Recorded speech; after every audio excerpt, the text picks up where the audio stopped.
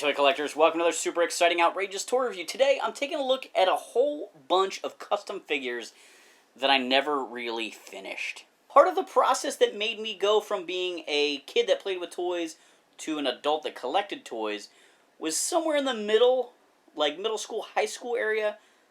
I started making custom figures. Mostly out of G.I. Joe, but later expanded. So I had this pile of Cops and Crooks figures, and there's other parts here too. I had wanted to make some of the cops with removable helmets or in standard police uniforms.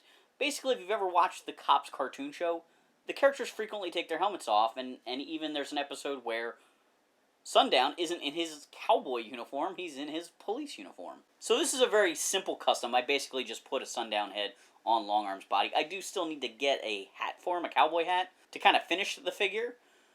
But the rest of them never really went anywhere, and that's probably why he's still in this pile. I never touched up his hair or anything. Highway and Barricade, who flank him, I would really like to make versions of them that have removable heads. The problem is there's not a ton of Cops characters to pick from, so, you know, which head do I use, and do I repaint the hair, things like that.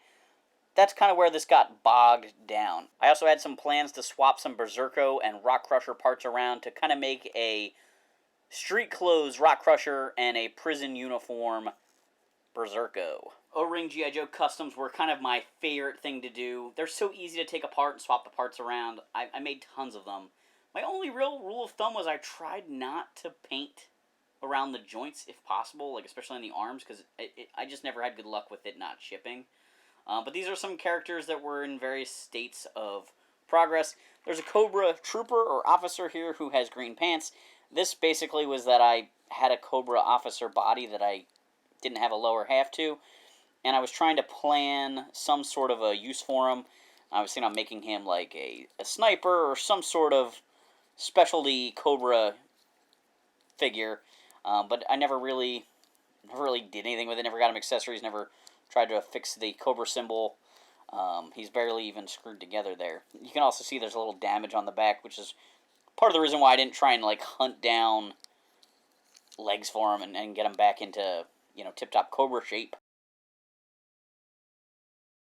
And they did a contest where we had to invent these like futuristic G.I. Joes, and I made a couple futuristic ones, and my friend wrote a bio for them. And I always wanted there to be a Cobra Commander character for them to fight, but he couldn't actually be Cobra Commander, because Cobra Commander, you know, like none of the Joe team, nobody was still around. It was too far in the future. So I made this like imposter Cobra Commander out of a really yellowed Cobra Commander torso. It's a Major Blood head that I painted up baby blue, kind of modified it a little bit to make it not look exact. I think it's a Motor Viper waist on the legs from the Marine Dress Gung Ho. This guy's rubber band has snapped. Obviously I didn't fix it for the video, but he was going to be my main bad guy, and I was trying to make a face shield that would like stick on there out of like tinfoil or something like that back in the day, but it never really worked out. But he was going to be like the futuristic imposter Cobra Commander. I've always liked Mainframe, but I always felt he was a little bit bland, and I was actually trying to make a Night Force Mainframe, kind of jazz it up a little bit. So he's got low light legs to give him a little bit more of a dark color to him. I was going to come in here and paint some darker shades in his torso, but I would probably leave the sleeves.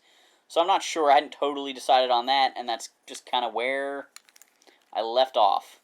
This was a custom Spirit I was making, just trying to tone down the severe Native American-ness of the figure. You know, ditch the belt, ditch the feathers on his chest and things like that.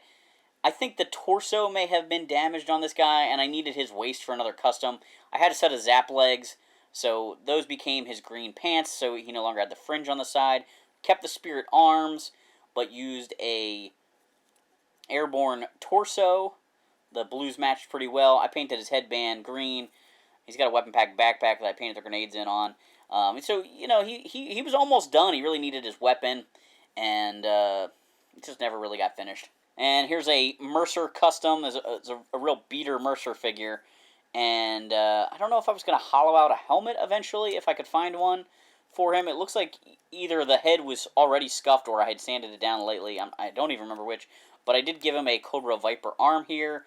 And I think I was hoping to find actual Viper legs for him to make him more of a ex-Viper look to his uniform. Back in the early 2000s, Dollar General sold little Ninja Turtle action figures. They're scaled-down versions of the original figures, and I couldn't find one of the figures. So I bought 4, and one of them I had a duplicate of, and I was going to custom paint it to be the one I couldn't find. But eventually I found the turtle I needed, so I had a complete set. And so the extra figure, I started painting up based on Ninja Force Snake Eyes. That's why he's black and baby blue with a little silver there. I don't really know what the point of this was. It just was a turtle figure I had laying around and just started having fun with it.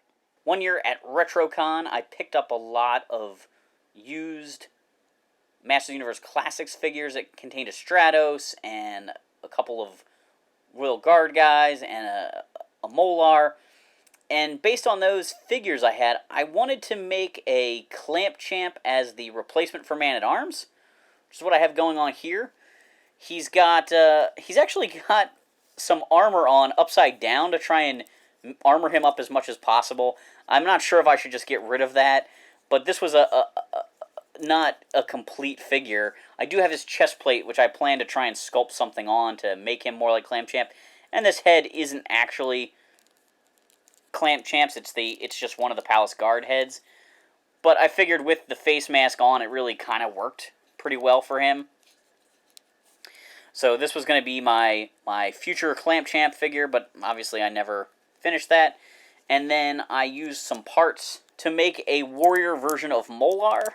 I know the character's dumb, but for some reason I really wanted this at one point, and I cut his lab coat off and gave him a set of armor. My plan was to sculpt something on this for him as well, and then he would have this. He actually has a Vicron armor plate here, which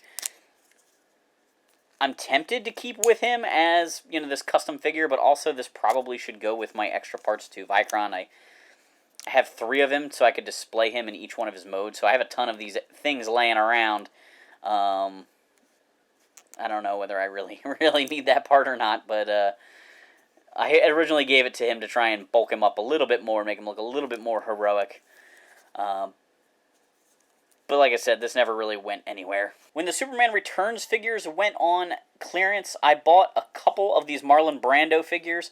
One I have in my collection in that see-through color, and one I was trying to paint up as a real live person, you know, as of sorts.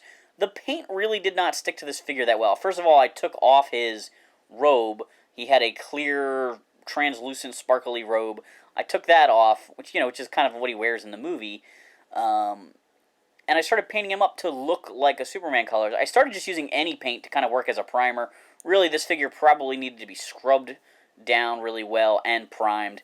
But this is one of those situations where the paint chips on his arms when I move him, which is what I was saying, has kind of always been a problem I had with custom figures. I just never really finished this guy up. I was working on making a Count Dooku as a Jedi figure, so I had painted his torso a lighter color to try and give him a different tone to him, and his Jedi robe here is actually this weird silver see-through material. It actually came from a Superman Returns figure, and I don't know, I just had this figure laying around and started creating something and just never finished it, lost momentum. Out of the Kenner Real Ghostbuster toys, I always liked Ray the most. The first 2 releases of him looked the most like a figure based on the Ghostbusters movie. Years ago, these figures were really easy to come by, and I had plans to repaint a version of each one of the figures to kind of look more like Ray, more like the original movie. So I wanted to have a set. I was going to pick out whether I used this Peter, or maybe even did a head swap somehow. But I was going to paint up all of them to have a tan jumpsuit with gray accessory details like the straps and things like that.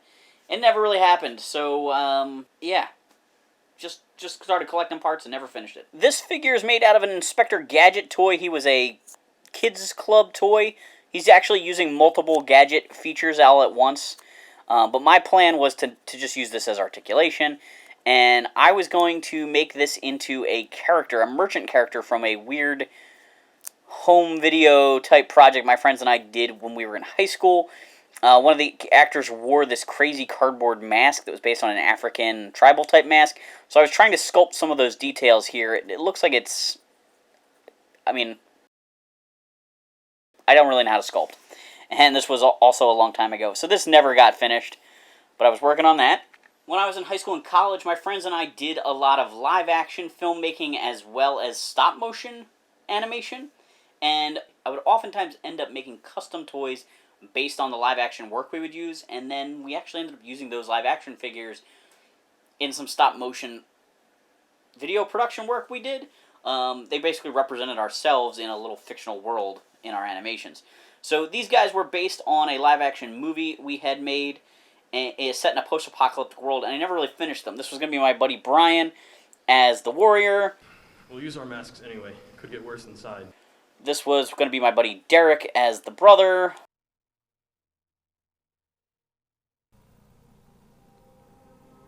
This was my buddy Greg as the researcher. This was going to be me as the medic. It's reading breathable. And this was going to be Evil Becky as the evil character that tries to consume people in this horror movie we made as college kids. It got harder to ignore when their children started disappearing. They were seen at night, wandering in the direction of the Forbidden Passage, like they were in a trance. The Forbidden Passage has been forbidden since before anyone can remember. My friends and I used to do a lot of stop-motion animation with action figures. Most of the time, we used the figures just the way they were. And the story would be about that copyrighted character.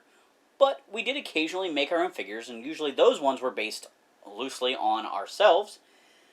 But for an animation towards the end, we were trying to increase our artistic integrity and get away from making a stop-motion animated G.I. Joe story or a stop-motion animated Star Wars story. I created these custom characters, and this was going to be sort of a nature, environmental themed animation. But you can see I never finished one of the figures. So this guy was going to be an insect character, and it's based on a 90s Marvel Kingpin action figure. And he had a lever on his back that activated a feature, which I didn't plan to use in the animation. His posing is pretty limited, and I would have sculpted some sort of new face and done a little bit of detailing work to his chest and legs to make it less Kingpin-like. You can see I sanded off a bunch of the details already. And on his back, he was going to have these giant armored wings. These actually came from a 2000X He-Man vehicle. And, you know, this needed some more modification and all, but I think this would have been a cool concept. He was the last one I started from this group, and he just never got finished. The grass guy was made from a 90s Swamp Thing figure. All of this grassy stuff that's on him is actually bristles from cheap paintbrushes, like, you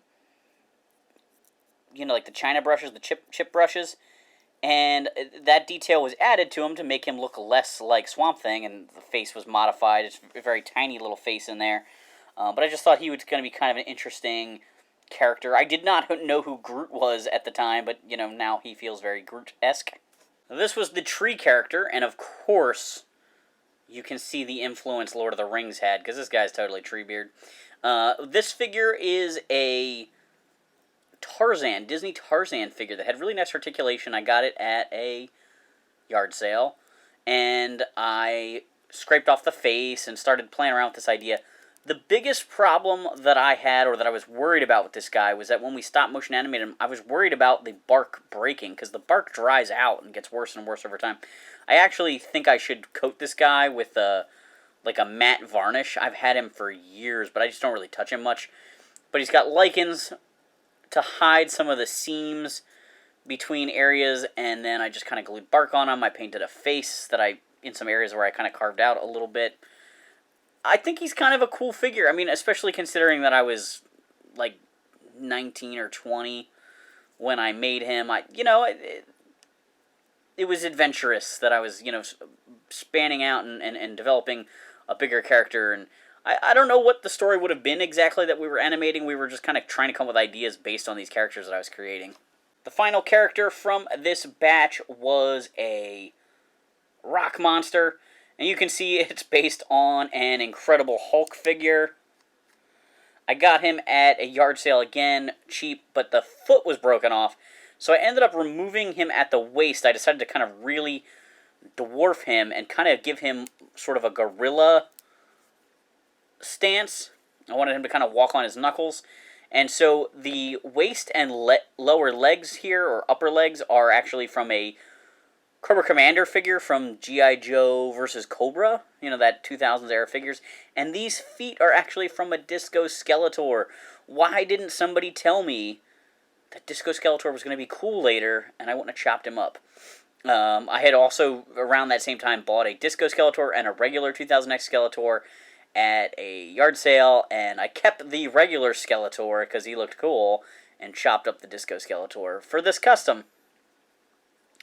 But he's, you know, got some texture added to him, and he's been painted, and there's a little bit of flock on him at some different places to kind of make him look a little mossy.